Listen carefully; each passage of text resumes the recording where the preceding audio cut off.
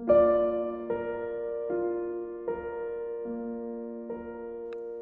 this example of visual rhetoric, cartoonist Adam Zeigler arranged the image into two scenes so that we, the audience, do not know at first what the bird is perched on. The second scene expands out to show the woodpecker is making holes in an elephant, the well-known symbol for the Republican Party. Zeigler has used an analogy as a strategy for argumentation since each animal is representing a group of people organized around a political ideology. The woodpecker, representing the Tea Party, is working with a single-minded focus in its attempt to repeal Obamacare.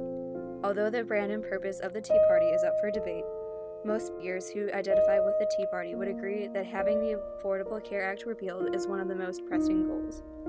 This image is particularly effective because of the impact the little bird is making on the large mammal, which represents a strong metaphor as to how interest groups in America operate, since they are often comprised of a small constituency and pursue a narrow target but still manage to cause large changes and force the major parties to cater to their needs. When the Tea Party first burst onto the scene in 2009, the movement seemed much larger than it actually was because of the extensive media coverage from Fox News and CNN.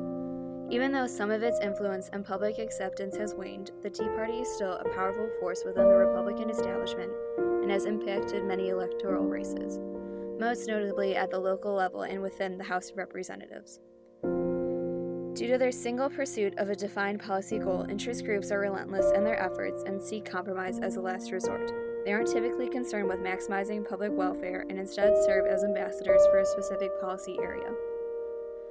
Just like the woodpecker, special interests can also cause a disproportional amount of damage and overstate the importance of some policy decisions.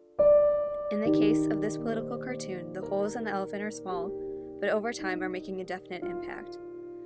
We all know the old saying, the squeaky wheel gets the oil, which is essentially true for partisan politics and interest groups.